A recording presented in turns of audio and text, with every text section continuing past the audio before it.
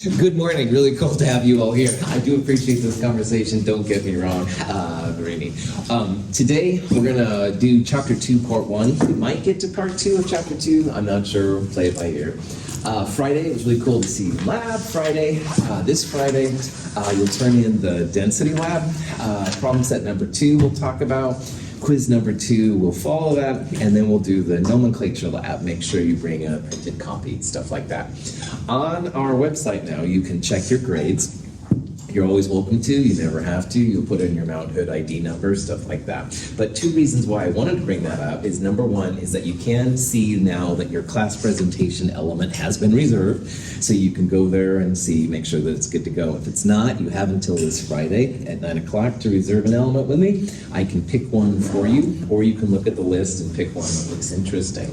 The other thing is about iClickers. If you have an iClicker, you can check to see if it's registered. So if it says iClicker registered yes, you're good to go. If it isn't, don't worry about it. Talk to me, or better yet, if you have a brand new one, you can fill out the iClicker.com registration process, and you'll be good to go the whole term. But anyway, I'm here to help. It is something you should do before the end of the term. Any questions? Any of that kind of jazz? Cool. It's really good to have you all here. All right. Periodic table, as we've talked about, is basically organized by atomic number of protons. And that wasn't always the case. Mendeleev was the person who first proposed a periodic table. He actually did it by the atomic weight. But for different reasons, it's a little bit better, as we'll see, to do atomic numbers in terms of their reactivity and stuff. This is an original version of what he did. Mendeleev was cool because he found some elements which hadn't been found yet, and he proposed that they would be there, and they were, which was kind of cool. So we'll talk now here a little bit about how the periodic table is organized and some of the groups that we'll find. Now, on the periodic table, we'll talk sometimes about periods. And periods just go left to right. So period 1 has only hydrogen and helium. Period 2 goes from lithium over there to neon, etc., etc. And most of them are pretty standard. I do want to point out, though, the lanthanides and the actinides. And on the periodic table in this room, you can see there's a 56 for barium, and then it jumped to 72 for hafnium. So the 57 to 71 are these elements right here, this top little row. And those are called the lanthanides. And they do go in the middle right there. It's just that if you're printing a periodic table with a quote-unquote normal kind of 8.5 by 11 piece of paper, it would really make it super wide.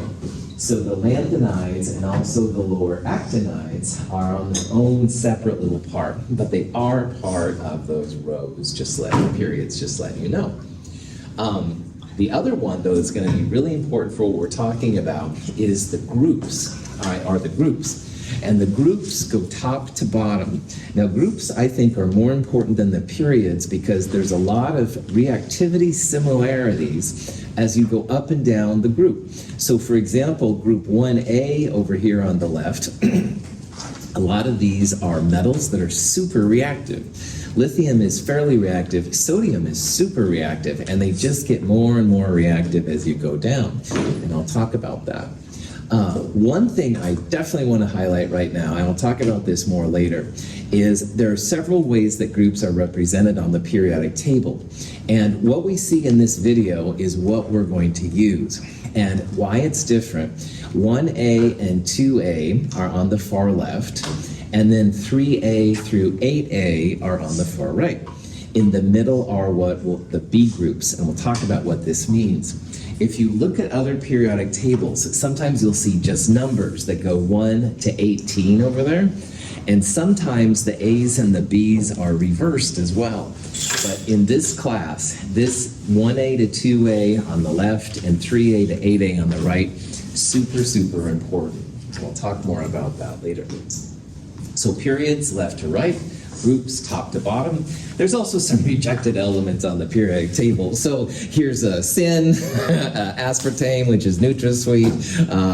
These are just moron and stuff like that. Some of them are owned by Microsoft. This is a joke. All right, there's lots of chemistry jokes when we get to this area, so just ignore that. So anyway, this picture right here is actually from the University of Oregon, and they have a really cool display of all the elements where they have like samples and stuff. I was pretty impressed, so anyway, just FYI.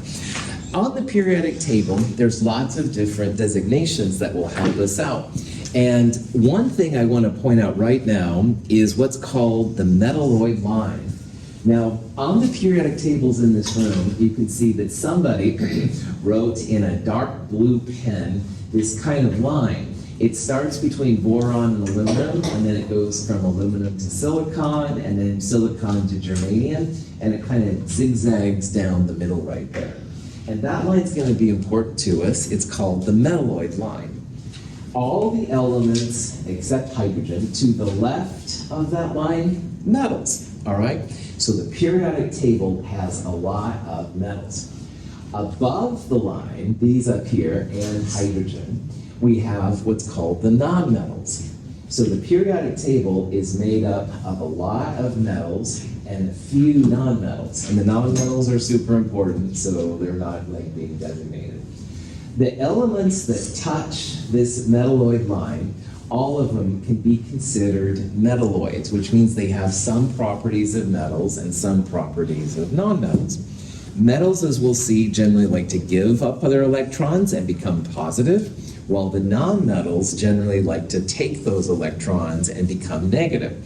So metalloids will be both ways, all right? Sometimes they will act like the nonmetals, and sometimes they'll act like the metals. All right, Chi. Oh, I was just noticing that carbon technically touches the line, but isn't. Yeah. So carbon's right there. If it's just the corner, that's a fair comment. It's not a metalloid. So carbon is truly a nonmetal, and gallium would be truly like a metal. That's a really good observation. But aluminum is actually a metal, not a metalloid. Yeah. Aluminum certainly has more metallic properties than non-metallic, but sometimes it does act like a non-metal. And we'll talk about Okay.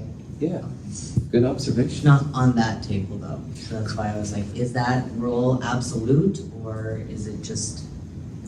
These are very rough, and yeah, if I said on a quiz or exam, is arsenic a metal or a non-metal or a metalloid, you could literally put down anything you want and I would give you credit.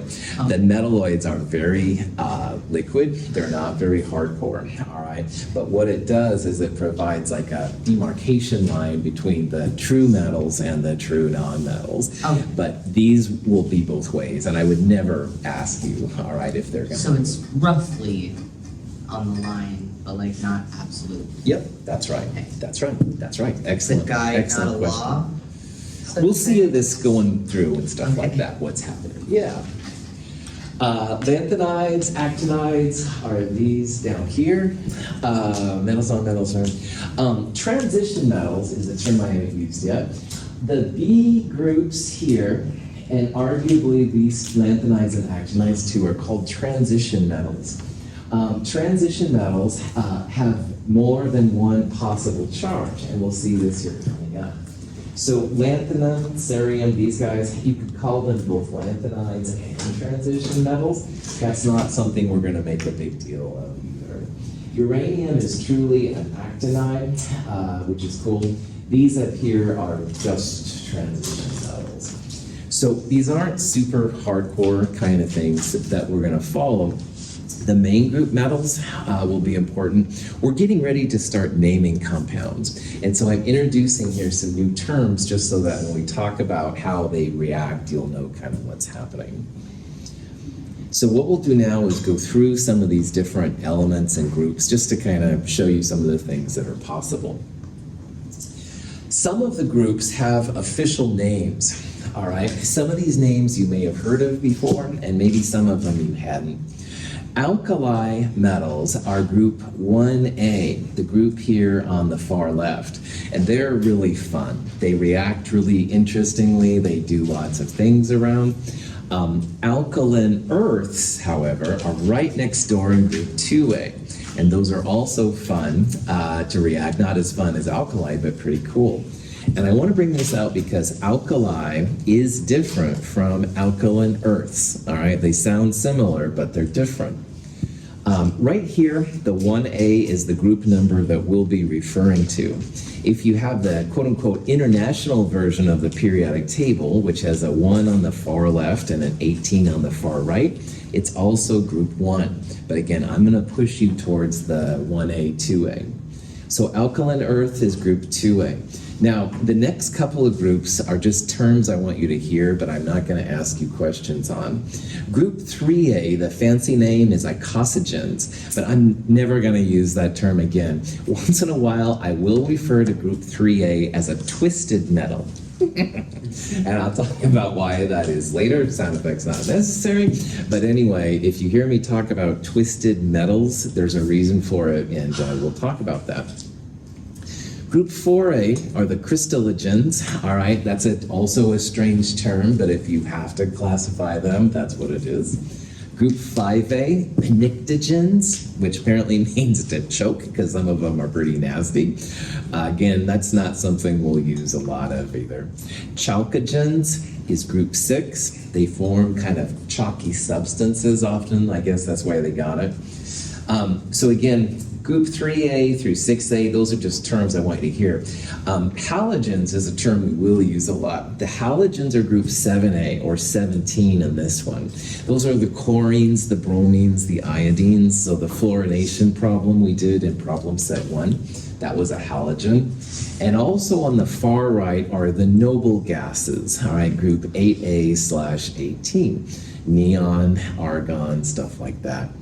So what I'd like you to do is essentially circle alkali and alkaline earth groups, as well as halogens and noble gases, because those are terms that we will talk about a lot. The other one are just kind of cool things to impress your friends. Woohoo! Well, I was dealing with a chalcogen, but the connectogen got in my throat. You know, you can sound impressive. Yeah. Just to repeat that, you said circle the alkali metals and the alkaline earth metals and the halogens And the noble gases. That's right. Okay. Cool. So the question is, which list of elements have alkali metal, connectogen, and a halogen? All right. So this is a kind of question that having a periodic table next to you would be super helpful. Alkali metals are group 1A. And if you look through this group, alkaline earth is radium, so that group is out. But the other ones here, those are actually all group 1As. So any of those could be possibilities. Now halogen, let's skip to the end. Halogen is group 7A. That's the chlorines, the fluorines, the actinides is actually the radioactive version at the bottom, but it certainly is not iridium or argon. Iridium is a metal and argon is a noble gas. So long story short, if you go through there, connectogen is group 5A, which is these guys right here, and SB antimony is a connectogen. So the answer here would be E. So this is the kind of question you might have with your periodic table. You'd say, okay, well, alkali metals, group 1A, and you'd look for the ones that are 1A. And you could maybe cross out radium because that's not one, et cetera, et cetera. The main engine of the NASA space shuttle is fueled by the elements oxygen and hydrogen.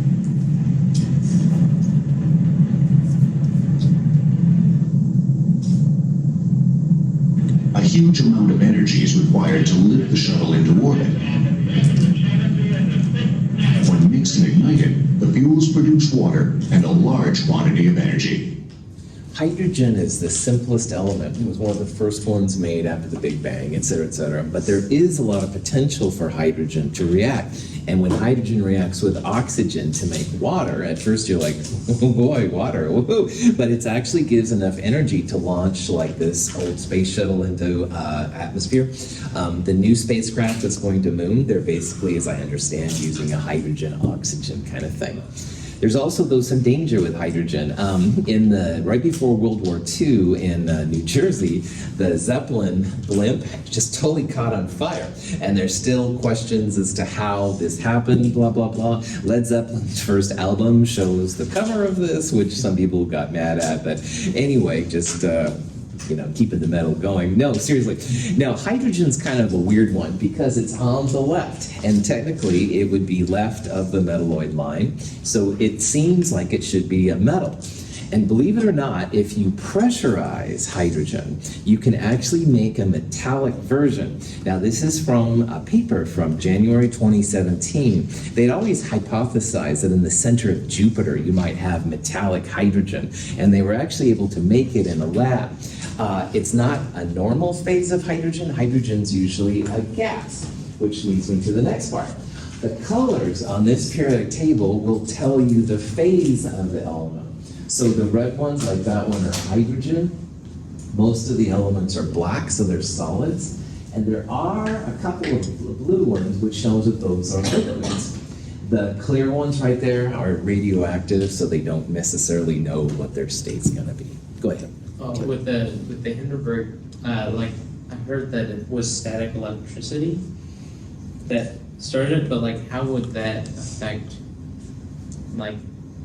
hydrogen or something? I don't know. Totally. Is there a chemist kind of view on that? Yeah, there's lots of questions on the St. Elmo's fire, which I think is static electricity, is the main culprit, but I'm not an expert. But the important part for right now is just, no smoking around hydrogen, because you can see what's possible and stuff through these strange ways. Yeah, this would be, I don't know who has hydrogen, somebody has hydrogen for their class presentation element, but this would be something you could totally go off on.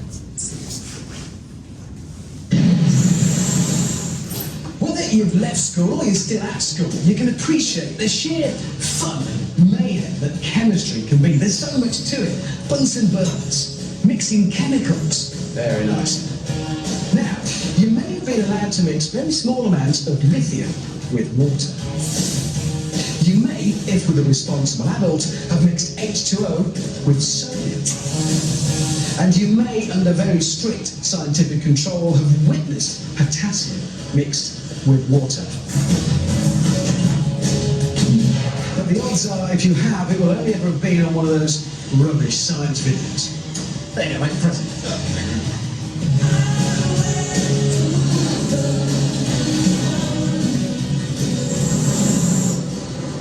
These next two are the dog's nuts of the periodic table. They are, if you like, the king and queen of alkali metals. Mix these babies with water, stand well back, and watch the mayhem. And that's just what we're going to do. Mr. Tickle, bring on the rubidium.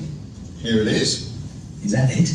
Well, it might not look like much, Richard, but it's a highly reactive metal. It's sealed in this glass tube under argon atmosphere conditions, just for safety. Right, so what's going to happen when you drop that in the water? Well, imagine, if you will, letting off a hand grenade in a bathtub. Righto, I'm off. Have that. Okay. Good luck. Okay, Tickle. Drop the rubidium in the water. Stand back, everybody, this one's going to be bad! 2 grams of rubidium will only react when our specially designed vial dissolves in the water, which gives John a few crucial seconds to get into our safety zone.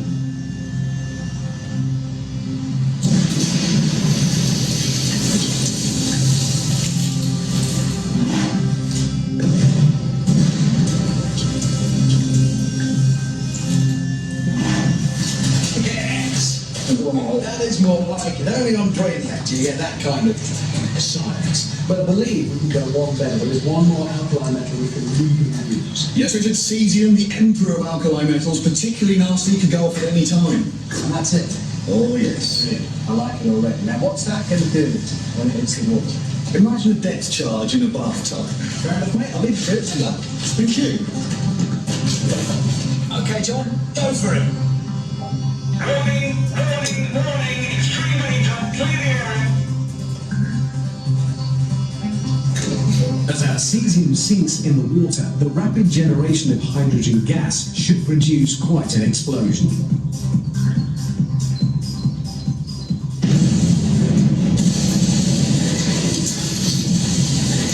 And it does.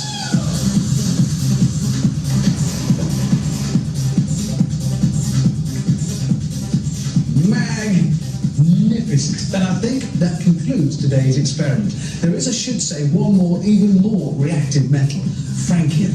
But for some reason they wouldn't let us have any of that. Except, there you go.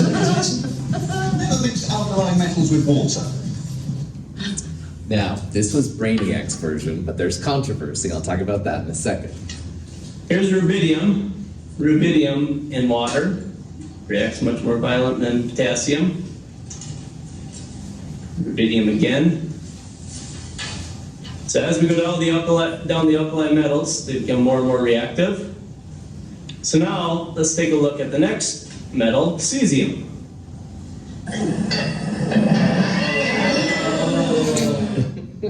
Anyway, this cracks me up. So what I wanted to do on this slide more than anything was just introduce the idea that these group 1 metals, lithium through francium down there, very reactive with water, all right? Now, Brainiac does a great job like showing their reactivity, but they're got in trouble because they actually supposedly use small explosives to make the bathtubs blow up. So I had to show this latter video with actual rubidium and cesium to show you what they're actually like. They are very reactive, much more so than with sodium and potassium, but not quite as reactive as they made it sound. So all of these metals are very soft. Like we're used to thinking of metals as hard substances like irons and stuff, but actually you can cut them with a knife. Knife has to be dry, of course, but anyway, it's pretty cool. So these are the group 1A metals. When magnesium metal burns, the product of the reaction has a greater mass than that of the original magnesium. John Dalton's atomic theory successfully explained this seemingly strange result. Group 2A, the alkaline earth metals, which again sounds similar to alkali, but they are different. Calcium, barium, magnesium, things like that. They do react pretty readily if you have them good. You usually need a little bit more energy, so they're not as exciting as the alkali metals. Fireworks come a lot from the alkaline earth metals, which is kind of fun. All of them occur naturally in compounds except for beryllium. Beryllium's a little harder to come by. Now, the twisted metals are aluminum, gallium, boron, indium. And I'll talk more about why I call them twisted metals here pretty soon. However, here's gallium. Looks at Aiden. Aiden just got a sample of gallium, and he's going to show this in his class presentation, which honestly I'm really excited for. Now, gallium, if you look on the periodic table, is a black element, so it is a solid, room temperature, blah, blah, blah. But its melting point is very close to room temperature, so you keep it in your hand, and it will melt. People used to make spoons of gallium, and they'd serve tea, and the person would stir in their tea with the gallium spoon, and it would come out. There wouldn't be a spoon. So this was chemistry jokes in the late 1800s, early 1900s. But anyway, it's a fascinating group. Aluminum, of course, really important for cans and a whole bunch of other things around us. Now, the Crystallogens are arguably one of the most important groups. Carbon is the reason they're important. Carbon is a fascinating element. One of the versions of carbon is diamond. Diamond is actually pure carbon, all right? However, if you're using a pencil right now, you're also using carbon, which is graphite. So carbon has many, many uses. In addition to all of life and DNA and caffeine and all these other things, carbon is pretty cool. Now, silicon is super important for geology, all the silicates and stuff, quartz.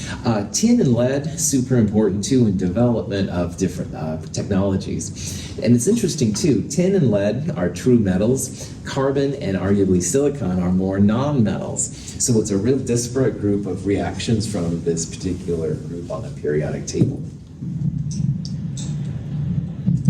To get to the heart of the global warming story, the very heart of it, you've got to look past lonely polar bears and past melting glaciers and past the changing climate, because behind the scary news and the very scary Hollywood movies, it turns out that the scientific explanation for global warming depends to a very large degree on one particular atom, the atom that we call carbon. Right. The more you know about this atom, the more you're going to know about global warming. First of all, it's everywhere. The lead that we call lead in the pencil, it's not lead, it's carbon. Diamonds? Carbon. You? Me? Yeah, you. You are mostly water, but if I squeeze you like a sponge, your dry weight, what's left of you, you're about 2/3 carbon. Great, carbon's great, but can I have my everything else back? Yes, carbon is the central element of life. So much so that everything that is alive, and I mean everything, from an amoeba to a whale, from a dandelion to a redwood tree, in fact, inside every cell, in every creature bar none, you will find carbon. And why? Yeah, why? Because as the science writer Natalie Angier says, carbon is the duct tape of life. It stitches living things together. Carbon atoms are built to attach, to grab on to other atoms. They have, as you see, 4 points of attachment, and they love attaching. They can form jumbo gins. This is the inside of a diamond. They form sheets. This is graphite in a pencil. They form spheres. They are very social, which is why they are so suited to living things. Living things, after all, come in all kinds of shapes, and carbon can make them all. But it's carbon's special ability to grab on, to grasp other atoms that is now getting us in trouble. What starts down at the atomic level can, if we're not careful, lead to big, and I mean very big, problems. So carbon, for all the better things and stuff like that, is very social. I like that. It binds with lots of different things. All the non-metals, a lot of metals we're going to see it binds with. Very, very important. So just realize that if you hear about greenhouse gases and stuff and warming, you can't help but think about how carbon is affecting all this stuff. Now, connectogens are the next group over. Nitrogen, phosphorus, arsenic, these are really good nonmetals. Antimony and bismuth, more metallic. One really important connectogen I want you to know / memorize is ammonia. Now, ammonia, which is in almost all of our household cleaners, is a very good nitrogen compound. It's very, very common. And the production of ammonia is actually really important for society, for making chemicals and stuff like that. There's a couple different versions of phosphorus, just like there's a couple different versions of carbon. So carbon comes as graphite, diamond, etc., etc. White, red, and even a black phosphorus are possible, so we'll see these things going on. Aren't there 2 different types of ammonia, too? There's only one kind of ammonia, so there's ammonium we'll talk about, but there's only one of them. Good. Phosphorus was actually found by people looking at their urine. Okay, in the old days, when alchemy, they were always after making things into gold, all right? And my urine is gold, there must be gold in it. Well, that was found not to be the case. So Brandt actually went through apparently just gallons of urine, and he did discover phosphorus, which honestly is super cool, but he didn't find gold. But anyway, these days, most people don't have such demanding chemistry jobs, so you're totally fine. Now, oxygen is part of the chalcogens, as well as sulfur and selenium. This is a sulfur fire video that I was able to find on YouTube, which is kind of cool. It's kind of a mesmerizing kind of thing. This is another important group. Oxygen, of course, so critical for us to breathe, but we're going to see that oxygen is also very social, just like carbon. And when social carbon and social oxygen come together, match made in heaven, hard to get the carbon and the oxygen, carbon dioxide, apart from each other.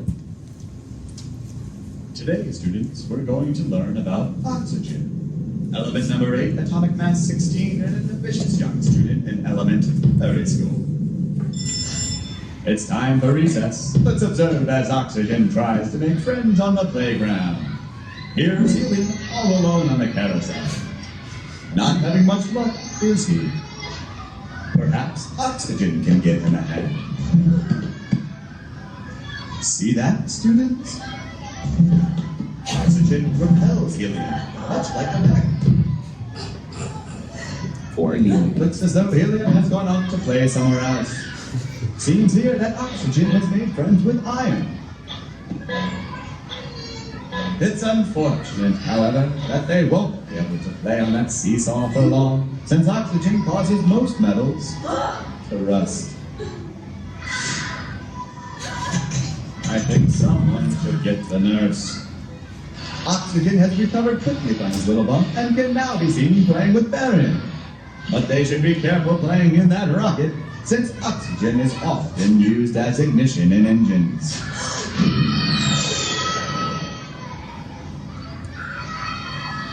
Curiously enough, barium is also used in fireworks, The green colors. which produce a brilliant green hue.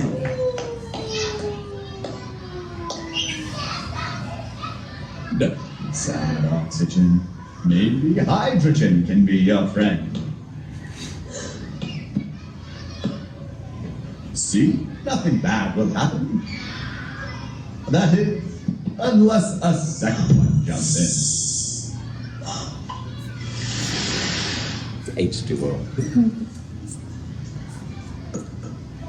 That's it for oxygen. Be sure to watch our next lesson where we investigate the effects of helium in the upper atmosphere. This was an art house video that I found one time, and it's actually pretty cool about how it works out. Oxygen is also very social. It reacts with lots of different things. With carbon, of course, it's really cool. Helium is worth talking about a little bit. Helium is so small and so light that the gravity of the Earth doesn't hold it down. So as we have a balloon of helium and you open it up accidentally or intentionally, it goes up, that helium is gone. It goes into the outer atmosphere. So some elements are constantly decreasing on the Earth, and helium is actually one of them, which is kind of crazy. The reaction of sodium and chlorine is a vigorous one. We use sand to protect the flask from excessive heat.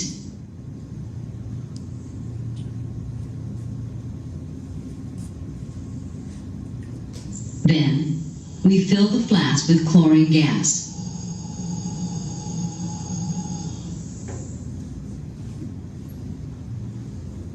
Next, we add sodium. And then a few drops of water to activate the reaction.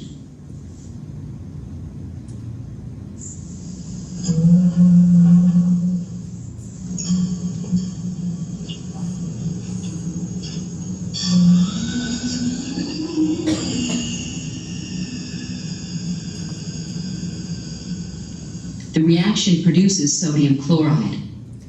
Now, sodium you saw in water, explosions, kind of exciting. So if you took a piece of sodium and tried to eat it, in your mouth, not good. Chlorine, on the other hand, would absolutely kill you too, all right? You took chlorine, stuff like that, it was used as a chemical weapon in World War I especially.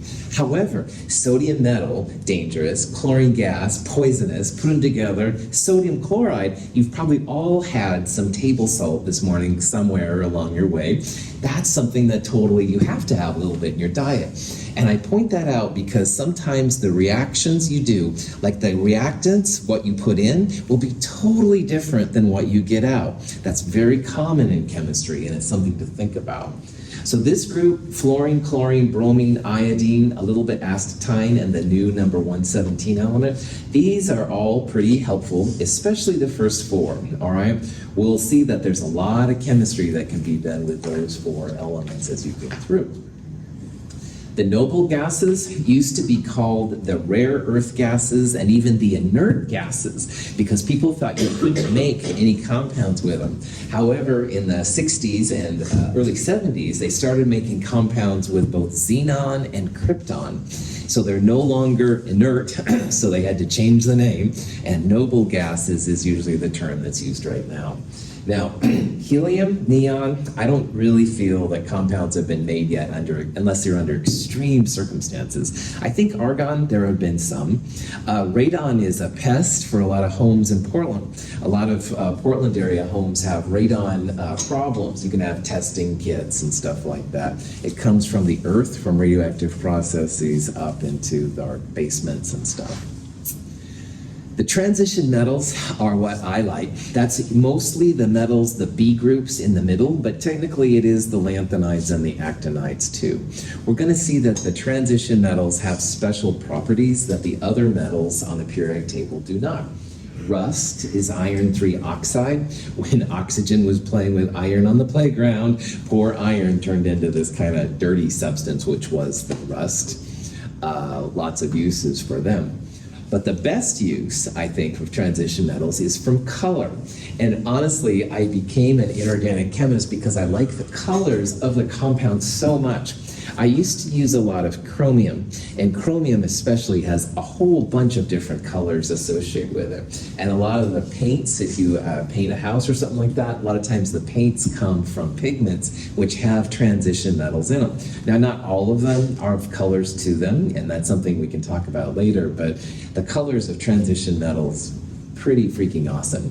In the non-metals, it's basically white, black, and if you're unlucky, brown. Those are the colors associated with it. But when it comes to the transition metals, heck yeah. All right, so that's all it for Chapter 2, Part 1. Let's get out of this real fast. And I just want to introduce Chapter 2, Part 2. And the reason that I was making such a big deal of the main group metals versus transition metals and the A groups versus the B groups has to do with how people name compounds. And naming compounds is pretty important.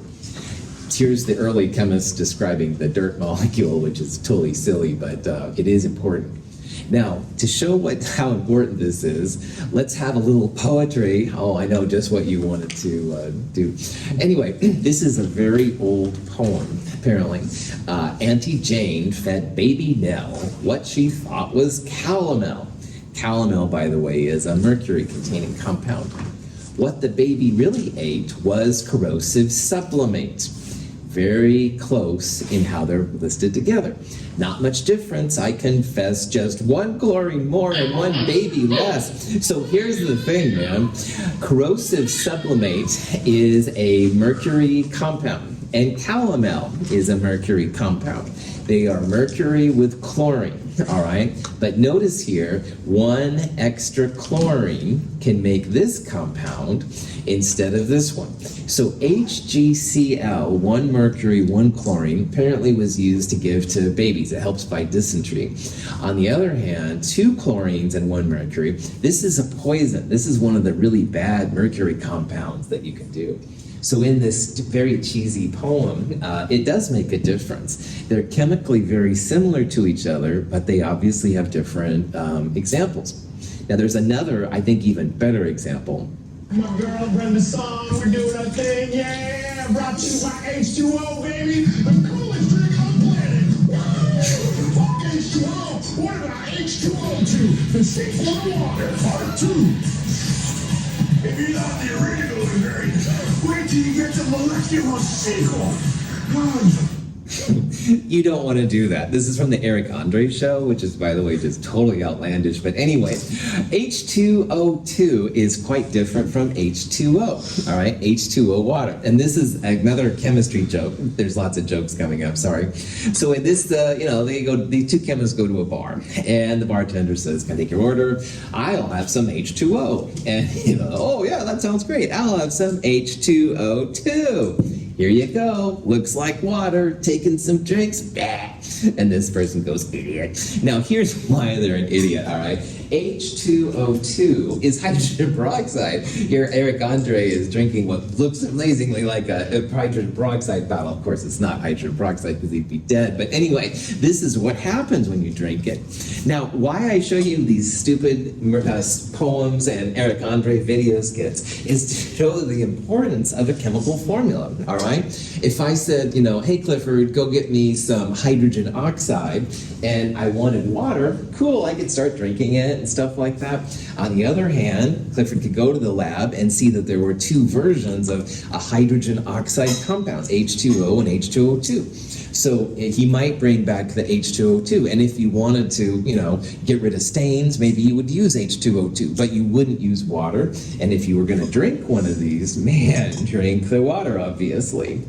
So this chapter is arguably one of the most important chapters of the whole year because it allows us to talk to each other as chemists about the chemical. It does make a big difference sometimes. Just one extra chlorine can be the difference between life and death there for those little babies, or for water in terms of oxygen. It can make a big deal. So that's what we're going to focus on mostly in this chapter, is how to name things. And we'll also see how to describe how much of a compound goes into different things too. So this chapter is big time about compounds. Now, if the smallest piece of an element is the atom, a smallest piece of a compound is called a molecule, all right? So you can get down to, for example, one ozone molecule, O3, or one methane molecule, or one water molecule. But if you think about water for a little bit, a molecule of water, in theory, you could break down into the elements, hydrogen and oxygen, all right? You can't break atoms down any further, normally, all right? There's weird radioactive things, but normally you can't. But compounds, in theory, you can break down into elements if you get down to the smaller part of it. We'll also talk in here about ions. In chapter 2, part 1, basically all the electrons were equal to the number of protons in the atoms. An ion is when you don't have the same number of protons and electrons, and we'll see how that can be used sometimes as the glue to hold molecules together. So a compound is just a combination of two or more elements in definite ratios. So what that means, water is always H2O. Hydrogen peroxide, always H2O2, all right? And it's never like, water's never H2O3 or HO or HO2 or something like that. There's definitely a repeatable kind of pattern, which is kind of neat. If you make a compound from elements, the character of what you put in is different than what you get out. So I talked a little bit earlier about how sodium and chlorine separately, both super toxic to humans, but sodium chloride, I mean, as long as you don't go crazy on table salt, heart problems and stuff like that, sodium chloride is actually okay for humans. So there's quite a bit of difference between what you make. And then again, a molecule is just that smallest piece of the compound. So you could have, for example, one caffeine molecule, and that would be still equal to caffeine. However, you can, in theory, break the molecules down into atoms, make them smaller. So talking about a molecule, we need to have a number of atoms associated with it. And some molecules are simple, like H2O, or that calomel, I believe, was HgCl. But some molecules can get pretty large. So this is an example of a chemical formula. This is a compound called glycine. And in glycine, we have carbons, hydrogens, nitrogens, and oxygen. You're welcome to come in if you want, man. It's no problem. So, yeah, no worries. Prophet.com. This molecule carbon, or glycine, excuse me, has, if you look at it on an atomic level, this is what it's going to look like. We'll talk about why it looks this way in Chem 222, but for right now, just realize that these black atoms, those are carbons, and the white atoms are hydrogens. These red ones here are oxygens, and the blue one is nitrogen. We'll use this color scheme a lot as we represent different molecules throughout the year. Carbon is often black, hydrogen's often white, stuff like that. So what people will do then is we'll say, well, the formula for glycine, C2H5NO2. When you have all nonmetals, and again, just as a reminder, everything above that metalloid line, or close to it anyway, is a nonmetal. Hydrogen is included over in this discussion. But if you have just nonmetals, usually carbon is first, hydrogen is second, and then the other elements follow. This is something from organic chemistry that's really common. So that's why I put carbon first, hydrogen second, the other elements follow. But glycine, as you can see from this little picture here, really, technically, if you were looking left to right, the nitrogen would be first, followed by this carbon, followed by this carbon, and then finally there's OH. So sometimes you'll see structures written like in an expanded way, and it shows how the atoms are put together. So in this example, NH2 would be the most left, and then there would be a CH2 following it, and then you have a COOH. And so sometimes you'll see them listed like this as a way that chemists will help other chemists to see how they're put together. And believe it or not, that's another part of this whole process that's important. This is sometimes called a structural formula because it tries to give an example of what the molecule looks like. Sometimes they're called condensed formulas. In organic chemistry, this part is really big when it comes to describing different molecules. So if you see it like this, that's fine. Most of the time in this class, we will talk about molecules this way, where all the atoms are just put together. But hopefully you can see how sometimes writing it this way, it does give the chemist a better idea of how the molecule is put together. In addition, there are other ways to write about these things. Model kits are super important when you start getting into how the molecule looks like. And this is sometimes called the ball and stick version. We have kits of models we'll use in Chem 222 that actually are little tiny balls, and you can use little things to put them together like that, which is really cool. Sometimes, though, if you want to think about it in terms of how physicists think about it, the atoms are actually just big spheres of electrons, and those spheres interact with other spheres. So a better description of what the molecule looks like is through a space-filling model. Now, I find these very obtrusive. I don't find a lot of information from it. However, really, this is a more accurate way to describe the bonding in the molecules. It's not like a little chain that connects two balls together. They're actually big balls that kind of smash into each other. Finally, in some of the structures, you'll see like two lines, single lines, and stuff like that. And that also has to do with how the atoms fit together. So all of these things are cool. Just a second, Jay, I'm going to go a little bit further. If they rotate, it's kind of fun to see what they look like on the other side. This is another perspective called a perspective molecule. This is an older way now. These little dash lines mean that that hydrogen is going into the screen.